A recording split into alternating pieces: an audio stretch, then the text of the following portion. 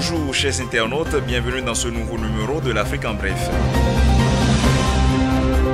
Protestation à Dakar contre les massacres perpétrés par l'armée israélienne à Gaza. L'Alliance nationale pour la cause palestinienne au Sénégal a mobilisé des centaines de personnes devant la grande mosquée de la capitale pour réclamer un soutien plus manifeste du gouvernement à la cause palestinienne. Les manifestants exigent le boycott pur et simple des produits israéliens. Dans l'après-midi de ce samedi 4 novembre, ce sont près de 300 personnes, notamment des membres d'organisations islamiques et de la société civile, ainsi que des autorités du pays qui ont bravé l'interdiction du préfet de Dakar pour manifester drapeau palestinien en main, leur mécontentement sur l'esplanade du lieu de culte. Le Sénégal, pays majoritairement islamique, préside depuis 45 ans le comité pour l'exercice des droits inaliénables du peuple palestinien à l'ONU. Le gouvernement manque cependant à jouer valablement le rôle de soutien historique qui est le sien, déplore Mohamed Mansour Ndiaye, l'un des organisateurs de la manifestation. Ces dernières années, on remarque que l'État prend un recul par rapport à la cause palestinienne. Les déclarations qui nous parviennent du ministère des Affaires étrangères appellent juste à la désescalade, alors que la position du Sénégal devait être d'appeler Israël à cesser, dénonce-t-il.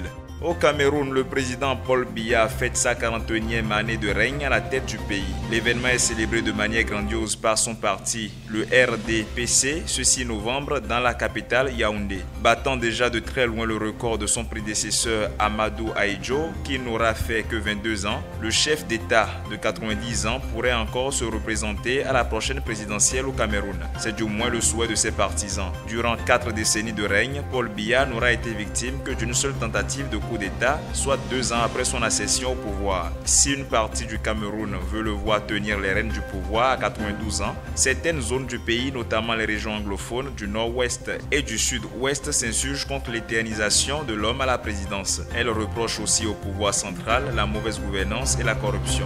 Ce sera tout pour l'actualité en Afrique. À ce soir pour le numéro consacré à l'actualité au Bénin.